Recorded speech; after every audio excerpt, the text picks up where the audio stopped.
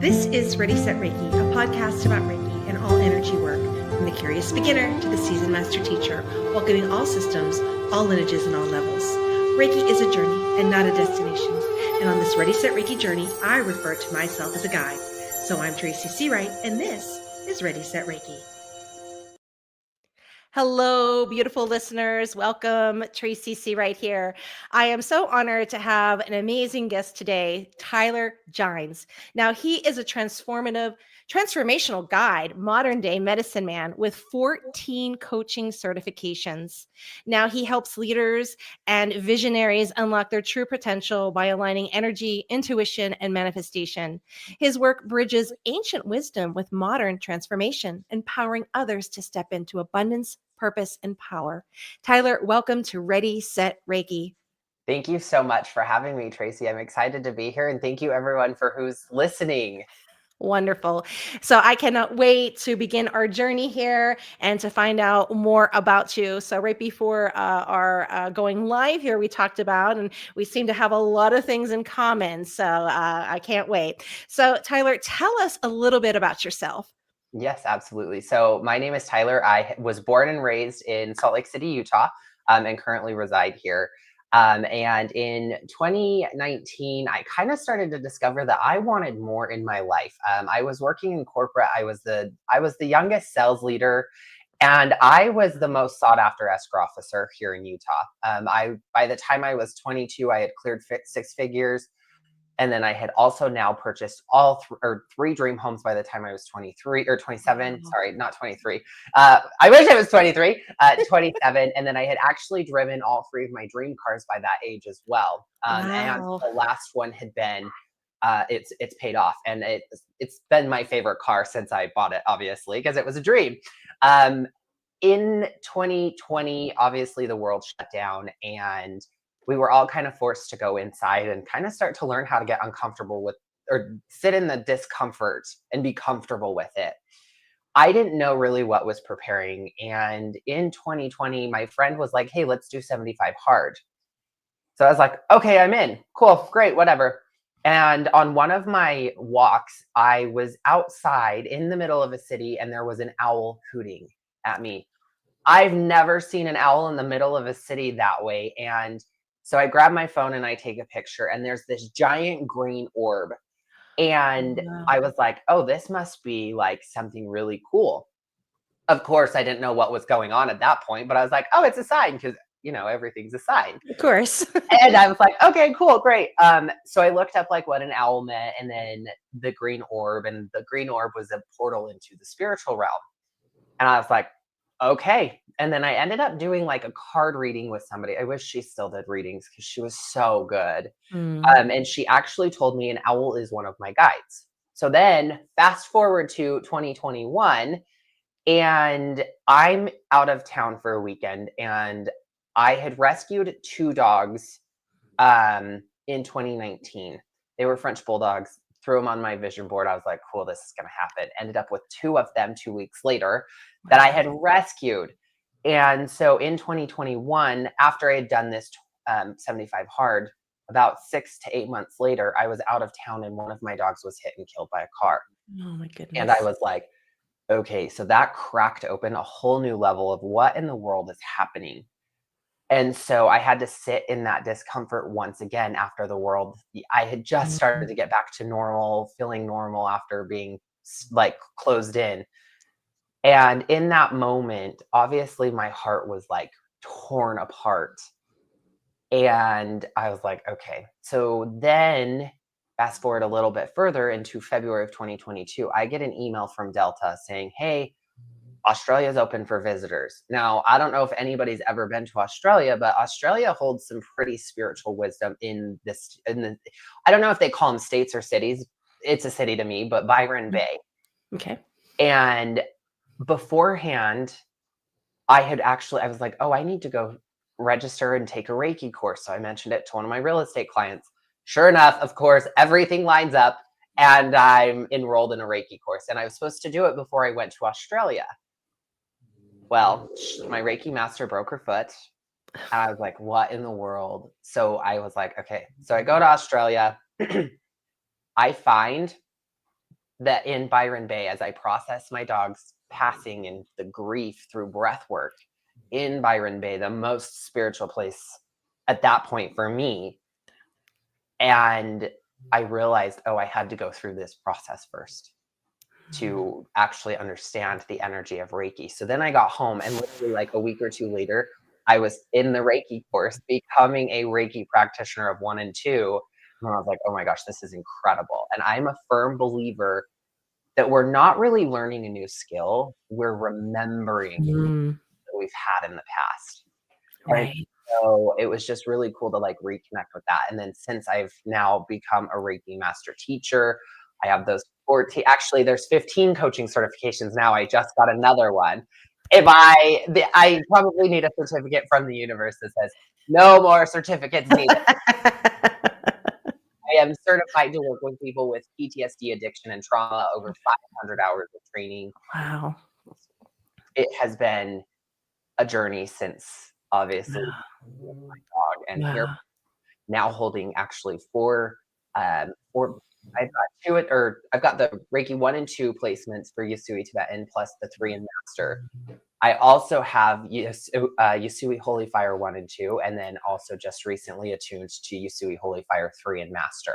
So Beautiful. I have lots of energy flowing through my hands. But for me, Reiki was almost like a gateway drug. That's the best way to describe this. Because like you said before, it's almost like a launching pad that you Mhm. like land on. Yeah. And that launching pad, for me, it just like it opened up so many different portals and like these little rabbit holes that you can go down. Now I'm fully initiated in Huna, which is an ancient Hawaiian energy word. Mm. I'm an animal communicator, which that's a story in of itself, and how that like actually unlocked. But when we truly stand in our essence and our own power and drop the masks of who we think we should be, it's like a whole new world. Yeah, it's beautiful, isn't it? It's so beautiful. Well, first of all, I'm sorry for the loss of your dog. That's always an upsetting thing. I mean, our pets are our family. I mean, but how beautiful that you turn that into going and being of service for others.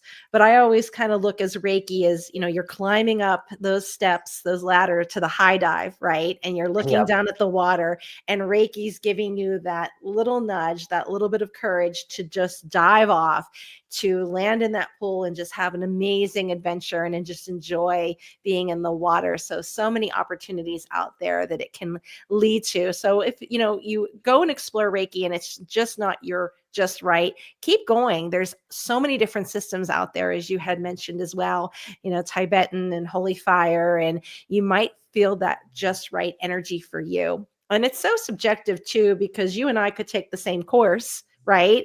Yeah. And you're like, this is amazing. And I'm like, I don't feel anything. So what are you talking about? You're levitating. Yep. Oh my goodness. So, intuitive healing. When did this intuitive healing come into your life? Did you find it or did it find you? I would say it probably found me. I kind of had dabbled in like intuitiveness. Like I remember going and getting my first tarot reading before I turned 21. And I was like, oh, this is cool. And then I found myself kind of like, yeah, whatever. And then obviously finding crystal shops and going Mhm. in. And then I was like, okay, we're done playing in the crystal realm. And then I go back to the tarot reader. And then I'm like, okay. So then it kind of all of a sudden I'm like, looking back, I'm thinking, I think I've had it for a really long time. I remember as a kid, I would run up the stairs from my grandma and grandpa's basement because there were people that were trying to get me because I think they were curious, but they knew I could see them. Yeah. Well, that scared the living hell out of me. I was like, nope, not doing it. And so now, like those intuitive nudges, like, hey, come on, come back to who you are, come back to who you are. You know this. So I don't know if I'd say if I found it or if they found me. I feel like it's always been within me. I've just had to go in and rediscover who I am and Right, really right. stand in that power. Right. And then you have that culturally created self that society puts on you. I remember when I was very young and I went to like my first tarot reading, I felt like I was committing like a moral sin, right? It was like, oh my goodness, we don't want anybody to find this out. And I went to someone also who was a palm reader, and I was like, didn't want to tell anybody, and then now it's like, it's all good. Totally. I remember as a kid driving down the street from my grandma's house to my house. We lived relatively close. And there's a building and it's called Psychic Advisors. And I Mm, remember asking my dad, what's a psychic? As if I didn't already know. But in this age, I'm curious. I'm like, sure. okay, like, what is this? And when he's like, oh, that's people who like see the future, we don't really go see them because Hmm. I grew up in a religion that is Hmm. very much against having gifts and being psychic Sure. and seeing and feeling and hearing and knowing and trusting yourself primarily. And so I remember asking him, and he told me, obviously now I'm really stepping back into, because I was like, I knew what that was. I just Hmm. didn't know how to like explain it. Cause again, we're remembering everything that it's not ever learning something new, it's remembering. So at that space, coming back into the earth after who knows how many lifetimes, I was like, oh, okay. I think I can jive with that. And so yeah, just having those little moments. Hmm. Yeah. I remember like Saturdays, my mom would wake me up very early and I wanted to stay home and watch cartoons because we didn't have all the channels that we have now, right? Right. And go into the drive to the mall, and she would go into a bookstore, and she would go right off to that Christian section, and I would go into the astrology, and she'd get really upset, like, don't, you're not supposed to, get out of here. And she'd find me looking at these books, and I was just so curious. And even as a kid, when I think back, we called them like the cootie catchers, the little things where you pick the color, the number, and then the Yeah. magic 8 ball. Yes. Like, oh, you're gonna marry this guy, and have 3 children in the suburbs. Yes. And MASH. Like, I don't know if you ever really did MASH, but it was mansion, apartment, Yep. shack, or hut. And Yep. then you'd write like 4 names down and then Hmm. yeah. Did the little columns. Yep, and the fortune telling like that way. Oh, I forgot all about those cootie catchers, but yes, I could never make them, but I Yeah. do remember those. Yeah, I remember I was like a pro at it, so I was the one in the class that I would just, "Here we go," like, color it and put the things on, yeah. I love that. So, there were signs. There were definitely There were signs. signs.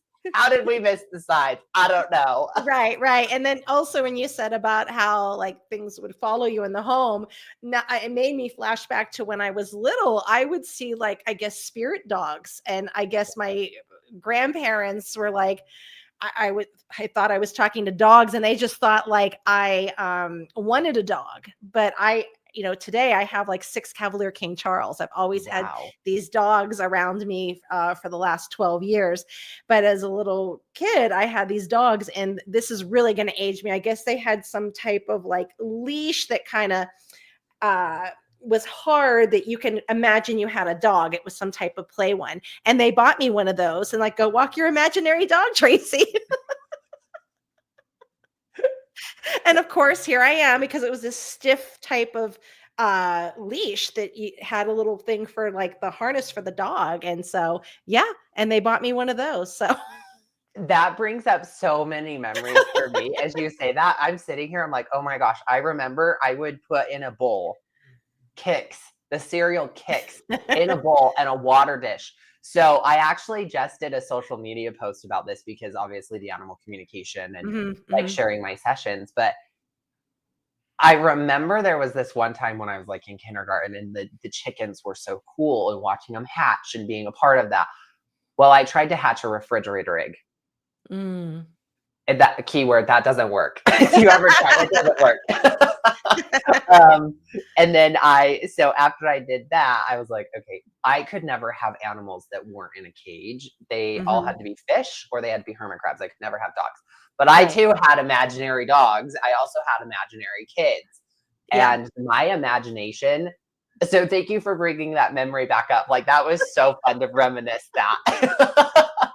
Isn't that funny? Yeah, and another one that I used to do, like pretend play. It was always like I own things, like I was an owner, and like I would put little cards on the door and say like it was an apartment, like 2B or 2C, and I would be like, I own an Airbnb. We didn't have Airbnbs then, but like a little bed and breakfast, and I was like knocking on people's doors, and like it was the I and love that.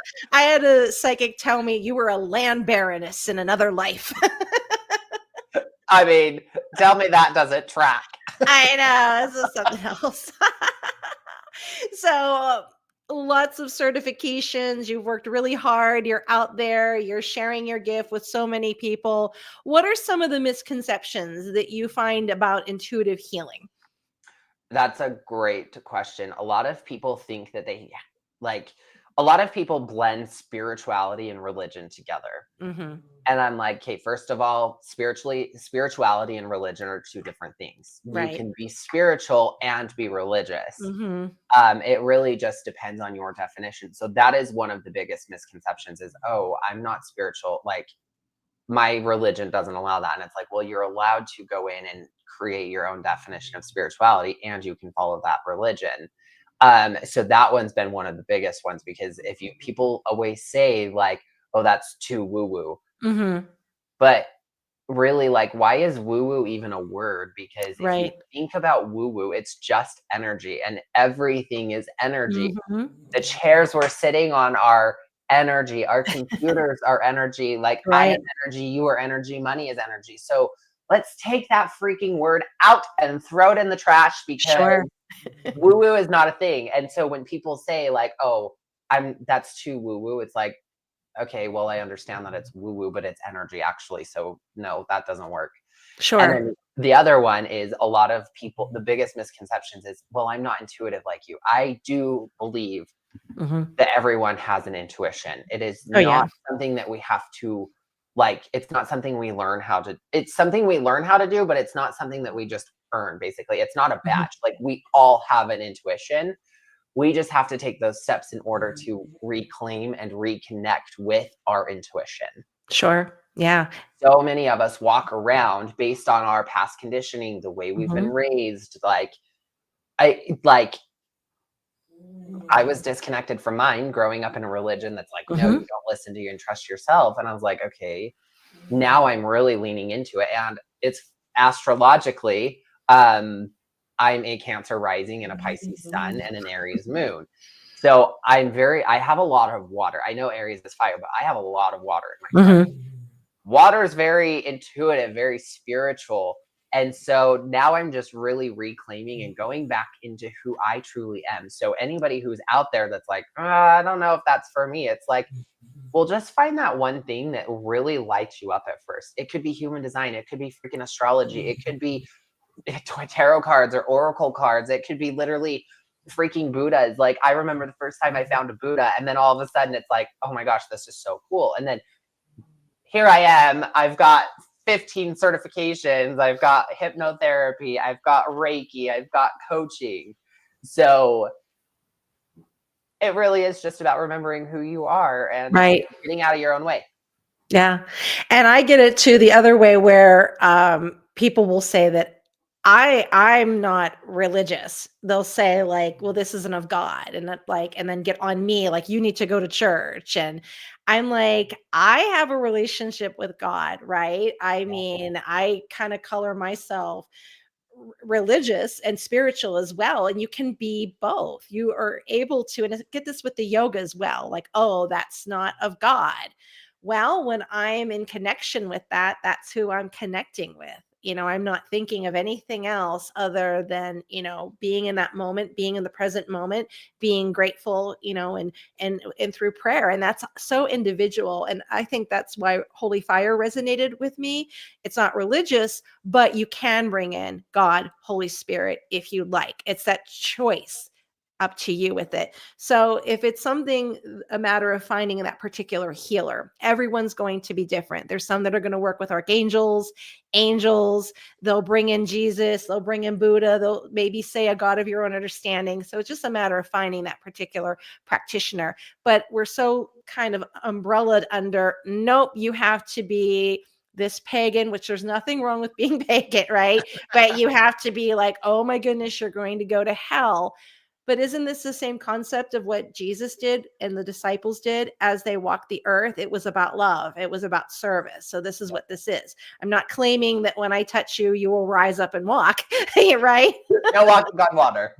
And I mean, yes, miracles happen every day, but I think it's just the understanding that this is just a wonderful healing modality that can help you with your stress, and something that's wonderful to walk along the side of what your primary caregiver has, for you, for your medical plan. So it's not going against anything and respecting free will. So when they come and like, just look at the word, nope, that's not for me. Okay. Right. Yeah. It's all Yeah. about that discernment. And Mm-hmm.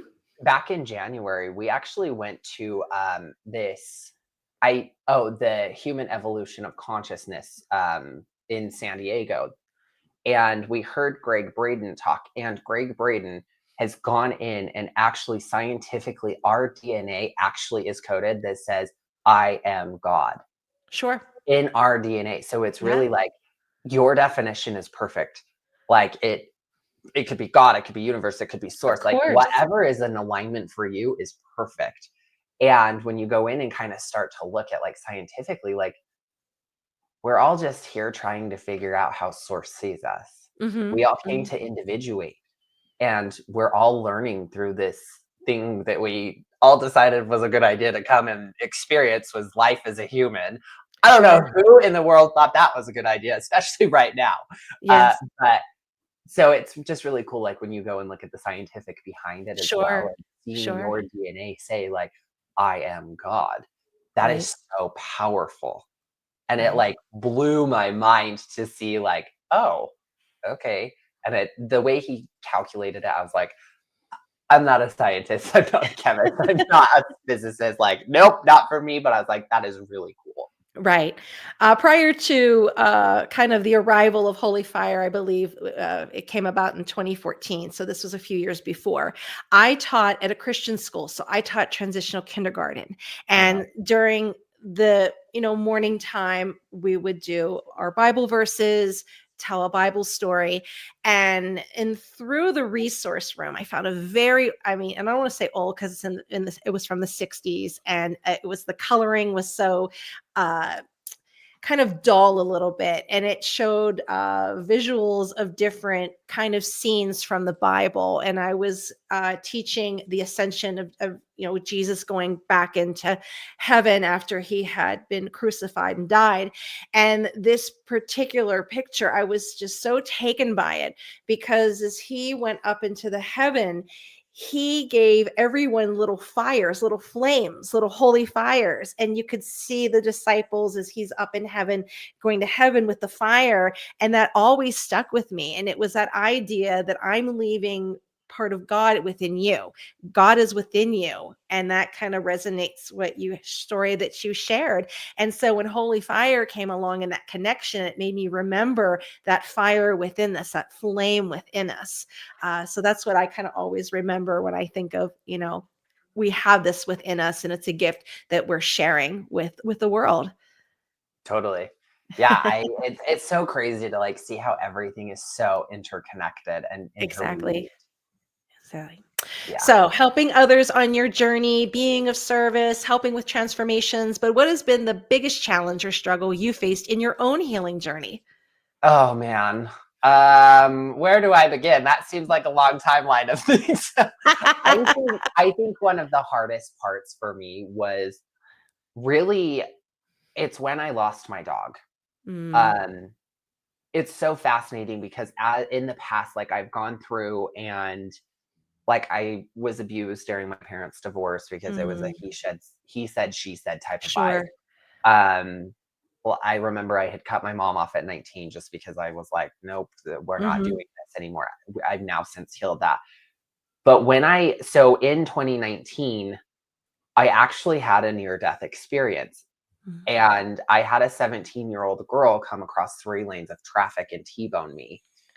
I veered to the right, so it wasn't a head-on, but I remember seeing, like, white lights after like, as this happened, and then all of a sudden, I wake up and I'm, like, pushing the airbags out of my face, but then I'm not injured, and it was on my Mm. side, on the Wow. driver's side. Like, I had a little scratch right here, in the third eye area. You can't tell me that smelled weird. And then I just had a bruise like from the seatbelt, and then my shins were bruised from the shin airbag and a melted jacket. But when I was lifted out of the car, I was like, okay, I had the opportunity to turn my life around and I started to listen. But the minute that I found, so when my dog ran off, obviously, like you don't really know how to prepare for that. Sure. And you never really expect it to happen. And then all of a sudden, I get home from vacation and I jump into action because I'm like, oh my gosh, I don't know what to do. So I like almost dissociated because I was stressed. I was like, find her, find her, find her. And so went to Walmart, grabbed some ink from my printer, printed pictures like, hey, lost. I'm willing to give a reward, whatever. That night, I remember I could not sleep. I woke up Mm. the next morning feeling horrible. I felt Mm. worse than I did with when I had influenza as a kid. Wow. I ran to the bathroom, I couldn't eat, I, like, threw up, but there was nothing in my stomach because I lost my appetite. And in that moment, because the grief had started to, like, encapsulate me, like, I didn't sleep, I didn't know what was going on, I didn't know where she was. She had saved my life, and Mm. then I got home from work that night. I don't know what in the hell I was thinking. Why did I go to work? Probably because I didn't know what to do. Mhm. I should have spent time looking for her. And so, of course, like, there's the guilt that I've carried, and Sure, of I course. obviously worked through it, but I'm like, "Oh my gosh," like, I should have looked for her. That night, I had taken a bath, to just calm down, and then my neighbor is calling me, and I'm like, "Okay," like, I didn't hear my phone, so she rings my doorbell. I fell asleep on my bed in a towel. That's Well, how, like, I felt dead inside. All of a sudden, she's calling me, and I hear the doorbell, and she's like, "Hey, my sister found Stella." And I mm, was like, "Okay." I got up, I, like, immediately, like I was like, "Cool, she's alive." Like, I wasn't expecting her to be gone. deceased. Yeah. Yeah. And I was like, "Okay, let me grab a sheet just so I can take her into the hospital and get her fixed and whatever." Like, I was willing to spend as much money as I needed, and she goes, "She's not here." Mm. And so she actually drove up there to where she was not very far from my house. It was just on a busy road, and I Sure. remember getting in the car, and she went up there with me, and they actually didn't want me to see her because she Mm. had been split open, and I actually never got to have that final goodbye. Yeah. So in that moment, I've had to learn how to almost heal myself Mhm. from that traumatic event, and I've had to go in and I've had to really learn how to nurture myself, be okay to lean on for support, and Mhm. having your dog like, the next year, my other one that I had rescued actually right 2 months after I got home from Australia, is like, I know she was here to help me process that, and I always thought she Sure. was the one to go first, but Yeah. literally 14 months later, I had to assist the other one to cross, Wow. and I in those moments, like, that one I could prepare for. Mhm. Nobody can prepare you for the amount of pain and suffering that you actually are going through if you have a dog hit and killed by a car that is your soul Sure. dog. So Sure. having that crack me open and Mhm. allowing myself to receive the love and the support and the help was huge. Now, it was a very emotional like, it was very emotional then. I actually still have moments, like, I'll go and as the animal communicator, like, because I had one and I didn't know that was inside of me before, but I had one before I assisted the other one, but now I know they're creating magic from the other side. They've helped me find my fiance, they've helped me get to where I'm at today, and allowing me to step into the gift of the communication, the animal communicator. But the other day, I went in and did a video about those 2, because there's this trend on social media that's like, "Oh, they don't know this yet." Right. But So I went in and did that, and I cried for like 30 minutes. So the Oh, grief, and we're coming up on 4 years in May. right. And it's fascinating because we actually are going to Australia for a spiritual retreat. And it just so happens to be over her anniversary. Aw. I was there for her first year anniversary, Mhm. and I'll be there for her fourth. And she has completely accumulated and created this magical life of which I'm living right now. But because I rescued those two dogs from like they were on my vision board, and because I rescued them, and then they like helped pull me out, like they held my heart in the darkest moments. Aw.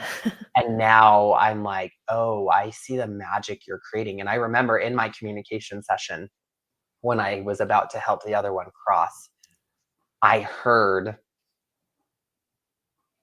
or they said, you're about to step onto a rocket ship. Mm. And I was like, what in the hell does that mean?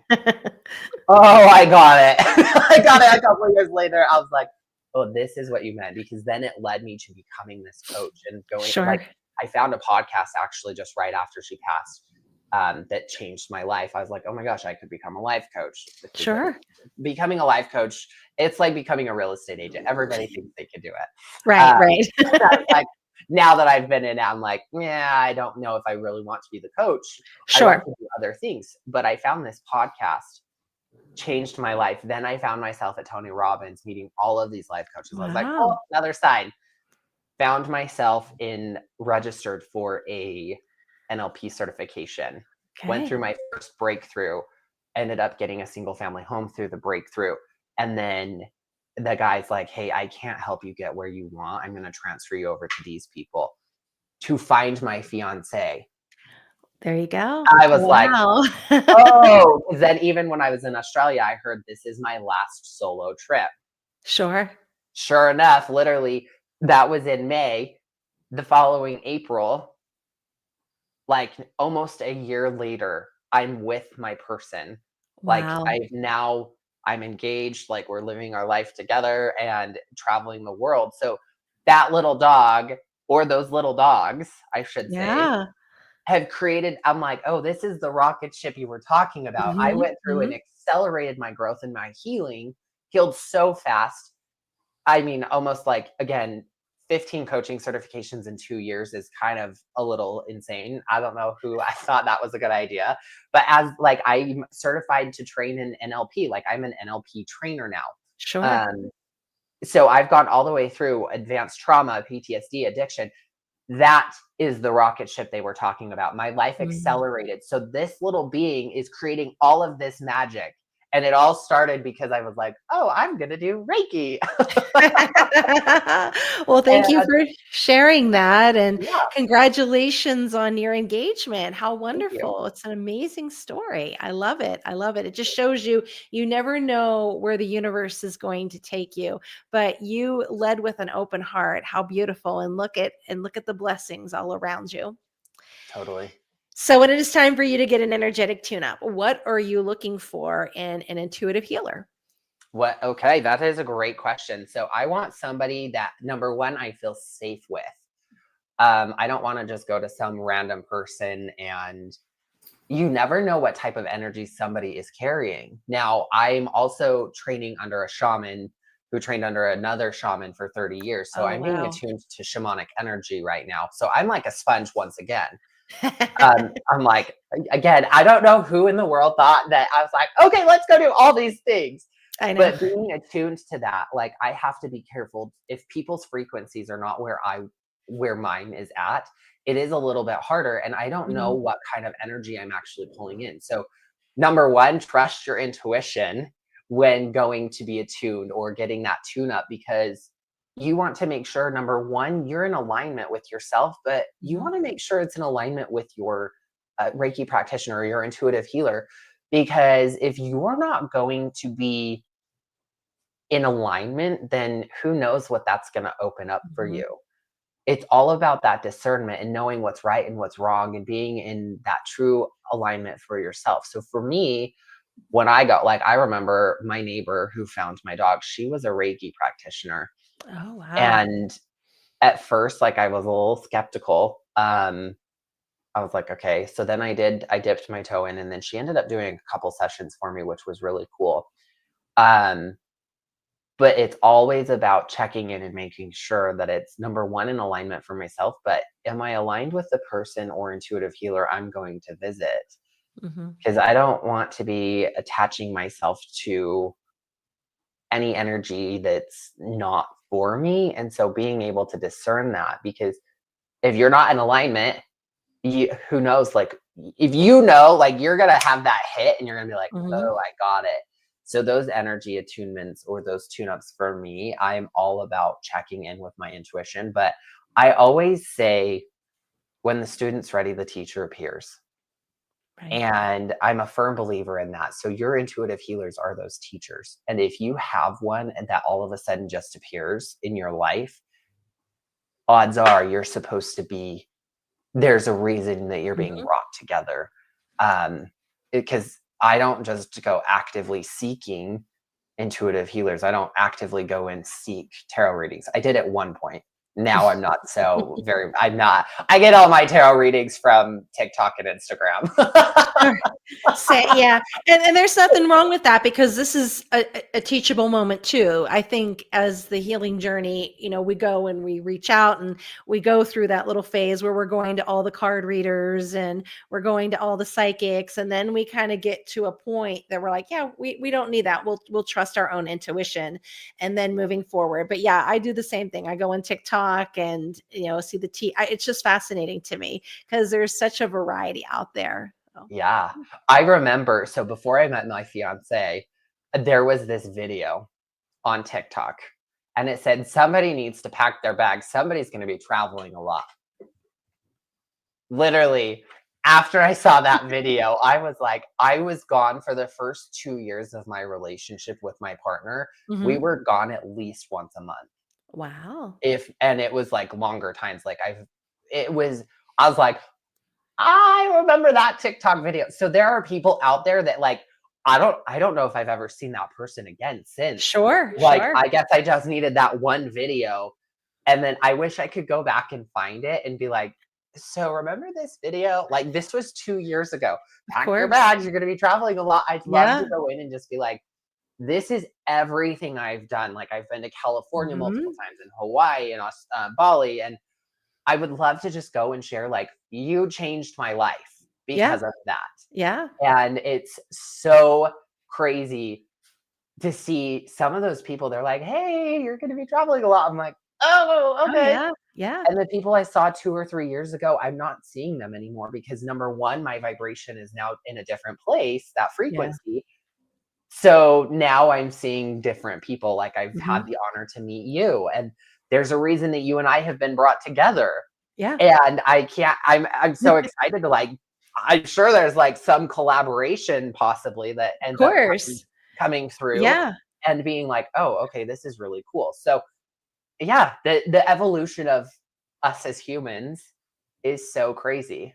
Right. And TikTok is really instrumental in kind of expanding our world with this Reiki. It's kind of my kids like, yeah, we know what that is. We saw someone here, or they named someone, and it's just to have fun with it too. And I have a little character called Reiki Police that I do on TikTok, and it's just really playful. You have people that can be so judgmental and it has to be this way or that way. And it's just to play on it. And I play the music from Dragnet. It's like dun dun dun dun. And it's like, see right sensei, Ricky Police coming here. Oh my goodness, I got a call in about someone not doing gashi ho during the beginning of the session. That is a Zui 572 violation, so just a little playfulness of it that, you're there. It's your intention, right?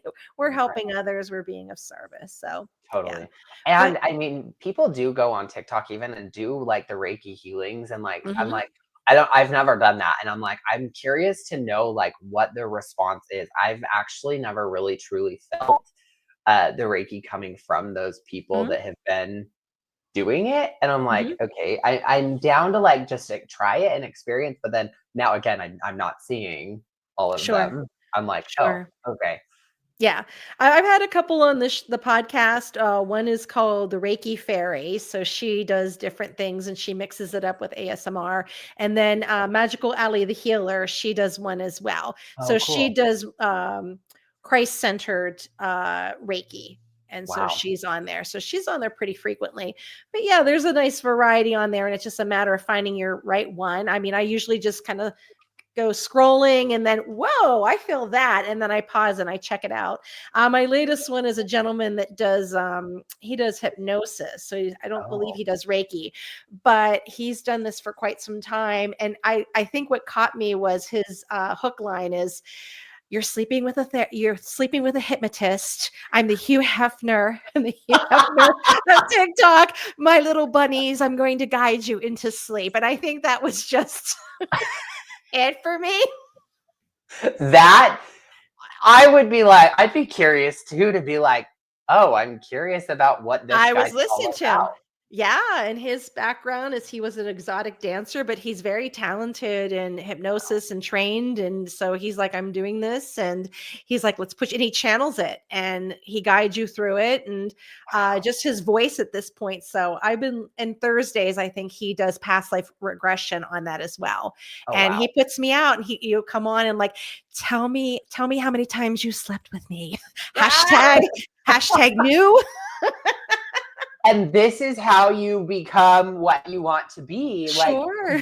building that. So I have an LLC that I created for a rental property. And it's funny that you're bringing this up. So for me, I've always loved like luxury. I love bouginess. Mhm. And my LLC is Bougie Boy LLC. I had a design and staging company called Bougie Boy Designs. Now my latest evolution of this is Bougie Animal Chats, the Louis Vuitton of animal communication, because Very your pet good. is a luxury, Mhm. your connection should be too. Sure, So I'm sure, creating this brand of this Bougie Animal Chats sure. to be like him, like, oh, but I'm not gonna say like how many times have you slept with me. Right, right. It makes me think of my daughter when she was younger. You know, we would call each other on the phone, and she's like, "I'm a luxury few can afford." I was like, "Oh, You're like, uh-oh. oh, that means it's me." That's awesome. That is awesome because when you can just when you can stand in it, it's great.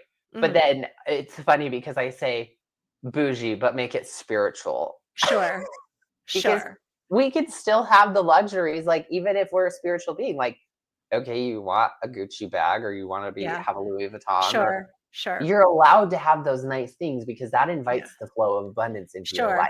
Sure, sure. There was a season, my parents had divorced also, and there was a season that my mother and I lived in Section 8 housing, in kind of a lower income area, and so she used to call it Chateau Le Ghetto. So it's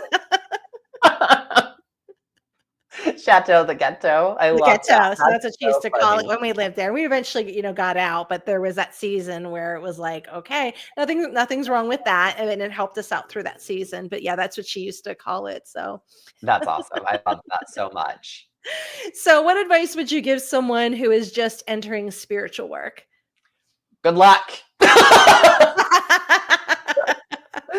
You never know what you're signing up for, and you know Yeah. what? Have fun with it.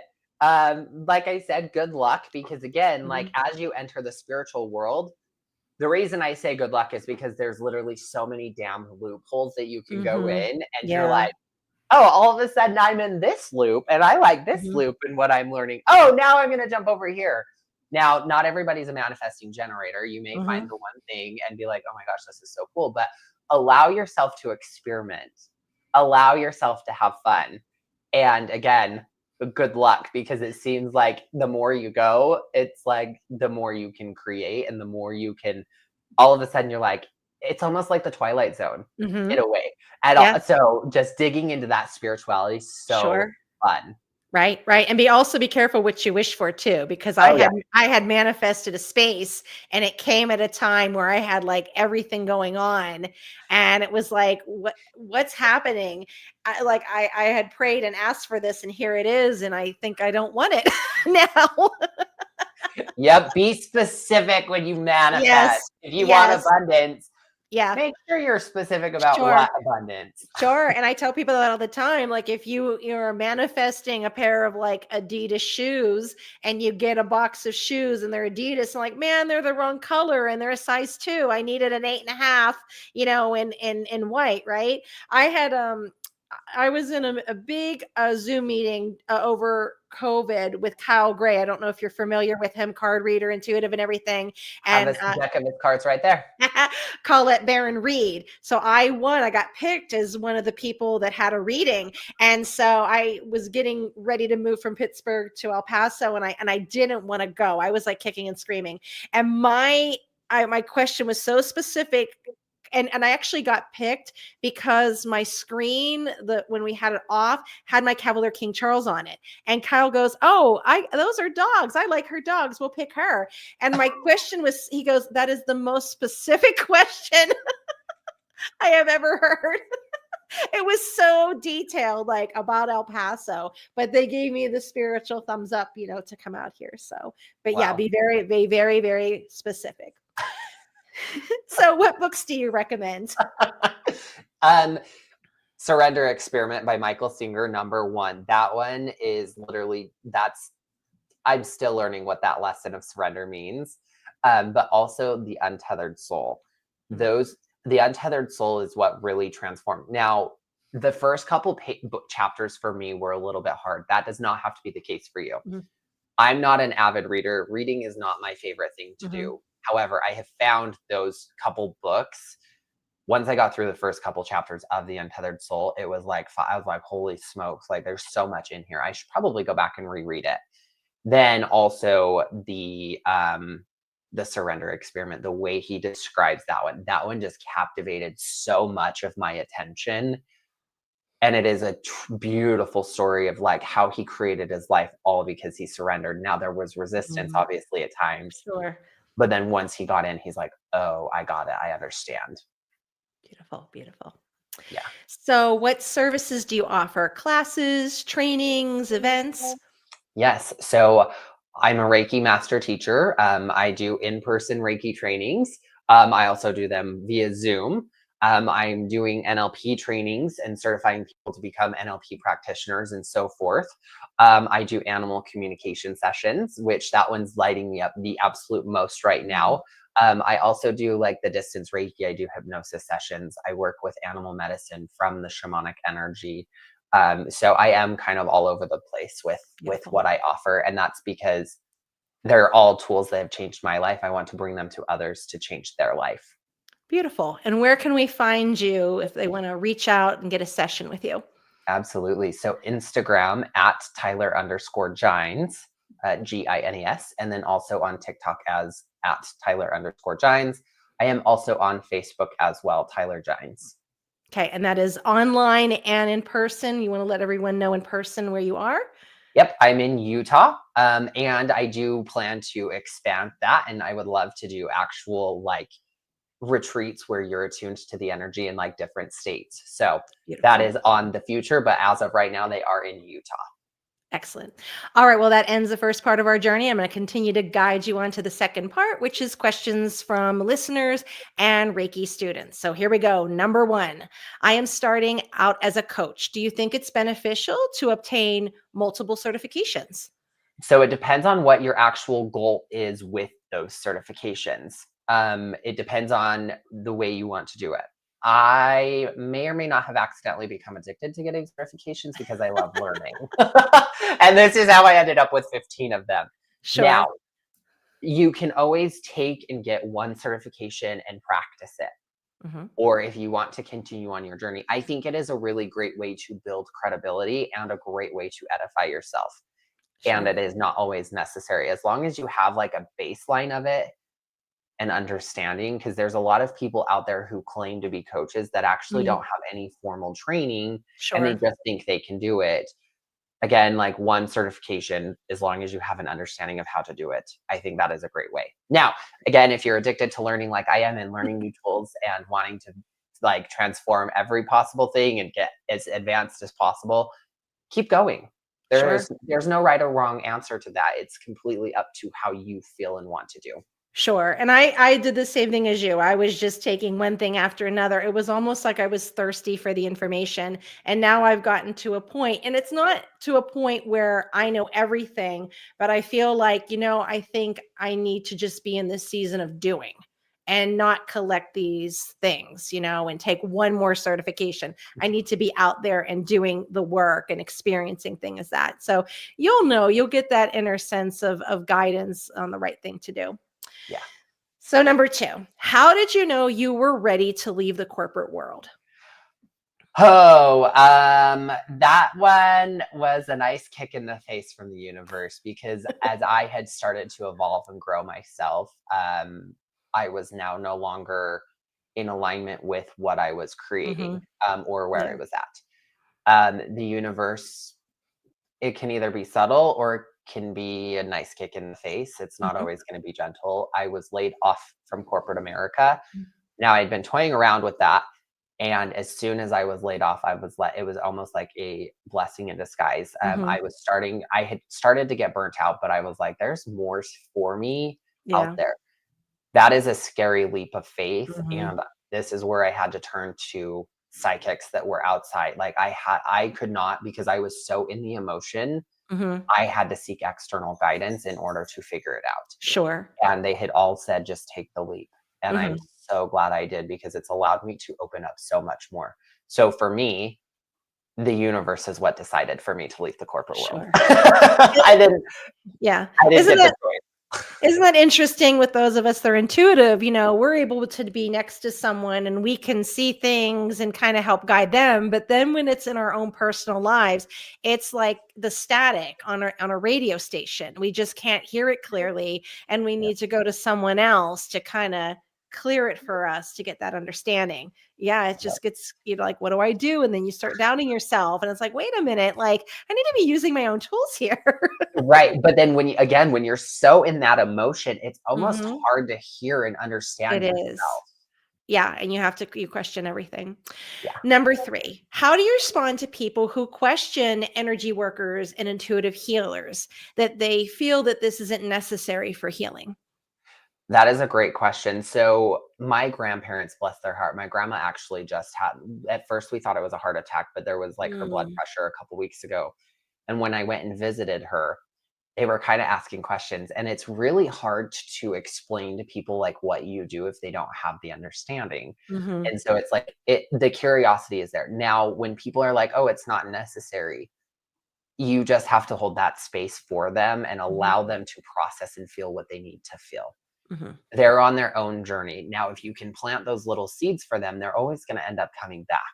mhm, Um, it's opening up that dialogue or that question allows them for that curiosity. And even if they say like, "Oh, that's not necessary," or "Oh, my religion doesn't believe in that," it is planting a seed, and then they get curious. And then once they're curious, it's like, "Oh, okay." And then they kind of come back and ask more questions, and then they leave, and then they come back. So it's mhm. patience, having the Sure. patience for them because it's not always going to be right away. Mhm.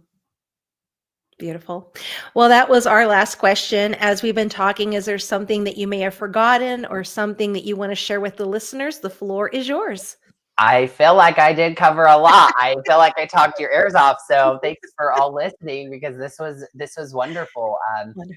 Yeah, if anybody has any questions about any fun things, yeah, I'm getting ready to create a program that actually teaches people how to really reconnect with their psychic gifts as well. Beautiful. That's in the pipeline. So if you want to remember who you are, I'm here to support you.